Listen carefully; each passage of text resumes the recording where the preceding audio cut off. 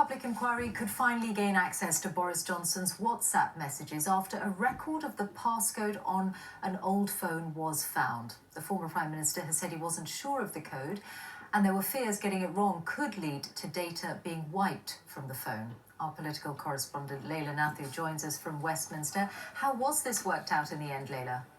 Well, Michelle, the COVID inquiry has had a pretty tough time getting hold of this very important batch of records it needs from the time of the pandemic. First, the government refused to hand over Boris Johnson's WhatsApps, his diaries and his notebooks in full, saying they needed to be redacted to stop the inquiry seeing things that weren't relevant to its work. It went to court to fight the request. It did lose that challenge, and Boris Johnson had said then that he was happy for the inquiry to have everything it requested. So all the material had to be handed over by Monday just gone.